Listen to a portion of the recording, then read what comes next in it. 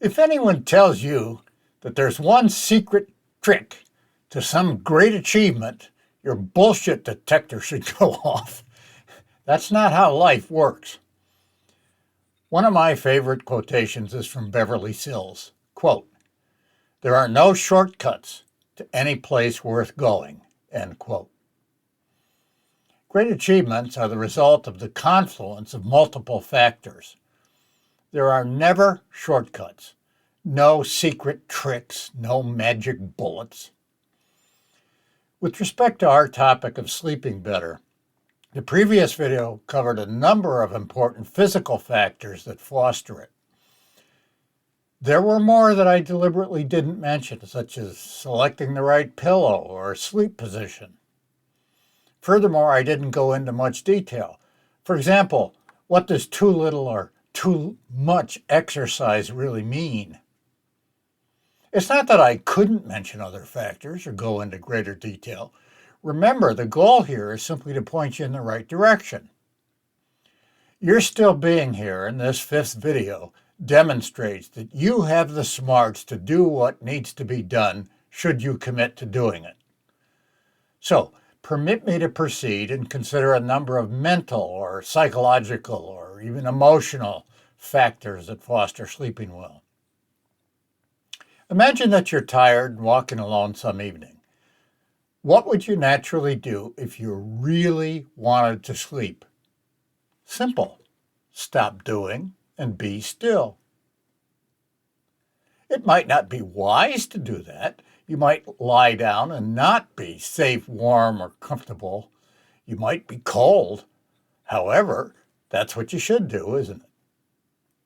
You may not yet have all the physical conditions that we discussed in the previous video as favorable for sleep as you'd like them to be. Still, be very clear on the chief point. To sleep, stop doing and be still.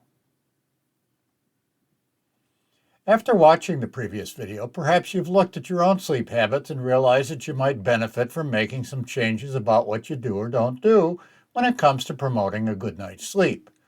If so, perhaps you've already begun altering some habits that may reduce the frequency of your frequent insomnia.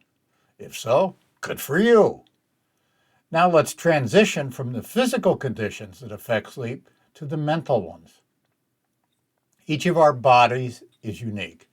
We all have our own genetic inheritance and our own years of experience.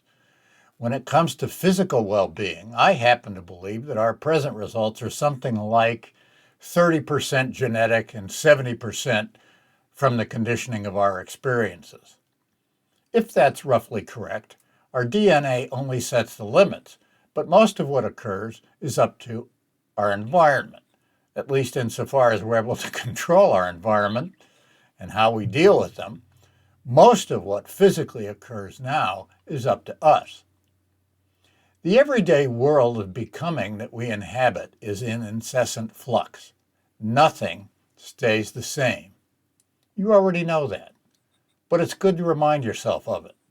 I played hockey for many years.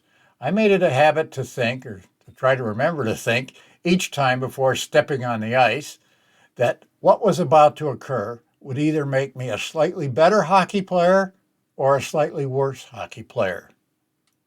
I knew there was no staying the same. That insight is important.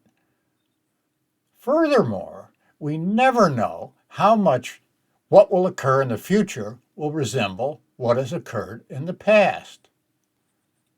If you understood David Hume on causation, you understand that. Though it often does resemble it, it need not. That's why what we do and what we don't do often have unintended consequences. Maybe what occurs in the future will be similar to what has occurred in the past, but maybe not. Except for being able to predict that life will be different, we never know what to expect. How does that relate to sleep? Here's the usual pattern. The older we are, the less well we tend to sleep. If you're now 60 and unable to sleep soundly for as many hours nightly as you usually did when you were 30, that's not a surprise. It's the usual pattern for human beings. It's not your fault. It's just the way it usually is. As we age and time ravages us and our bodies change, things change. And just look at old photos of you from 20 or 50 years ago. Excuse me. There's no requirement that you evaluate it. You don't have to think of it as either good or bad. Sometimes we like the changes and sometimes we don't. Life happens. It never remains the same. Since that's the case, it's foolish to resist it. It may sometimes be possible to improve a real situation, but fighting it is senseless since it already is. Often, perhaps usually, even improvements are beyond our control. If you don't enjoy growing older, there's nothing you can do about it. It's normal if you discover that your sleep patterns change as years go by. You'd be wise fully to accept that reality. It's not a problem unless you make it one. If you wanted, you could overthink it and make it into a problem. Why do that? It's foolish. It'll just upset you without changing anything. Until we learn better, we foolishly identify with conditions we don't like. For example, if I ask you how you're doing, you may reply that you have a cold or the flu or cancer or heart disease. If you do identify with the illness, then you've made it into a problem. You've made yourself into a victim. A problem requires time. Problems always have beginnings, middles, and endings. Symptoms may be present or not, right? Why think a symptom into being ill?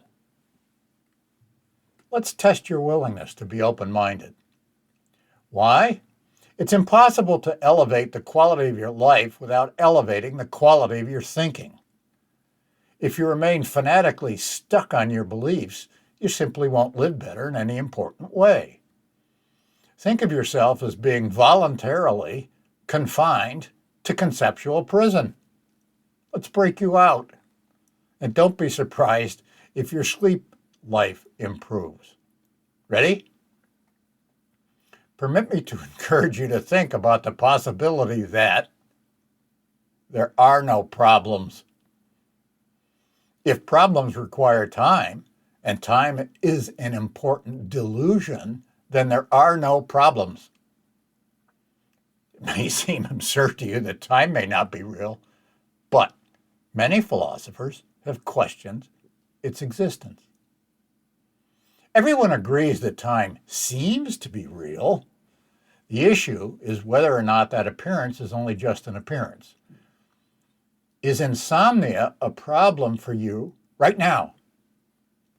If it's 10 a.m. and you're wide awake, as would be normal in the late morning, no, it's not a problem right now. It's just a thought you have of some future discomfort. On the other hand, if it's 3 a.m. and you've been unable to sleep and need to get up early to go to work, it's a challenge you have right now. By itself, that demonstrates your perspective matters, doesn't it? Are you willing to challenge your own beliefs, your own perspective? If you're serious about learning how to live better, that's a requirement. Yes, it's uncomfortable, but it's not optional. And by the way, it's temporary. Is the future real? As soon as you consider that question for a moment, you realize that you must admit it's not real. The future is always future. Otherwise, it wouldn't be future. In that sense, we never experience the future. We never experience what isn't present. The past isn't present, is it? The future isn't present, is it?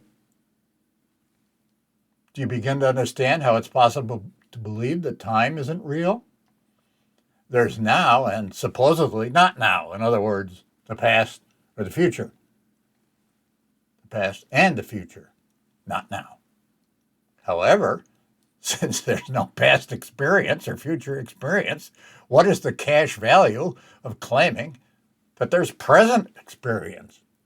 It doesn't contrast with anything. There's no classification going on.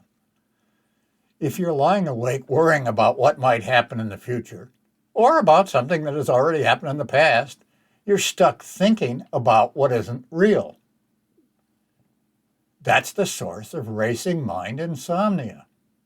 Your thoughts are working against your sleeping will. Actually, please consider the possibility that they are not your own thoughts at all. Ask yourself, are the thoughts I think private to me? Believe it or not, trying to answer that question is very interesting. Let's end this video by recalling the idea from its beginning that the way to fall asleep is to stop doing and be still. Here's the connection. Thinking is a kind of doing. Therefore, thinking obstructs sleep. If so, and you want to sleep, what should happen?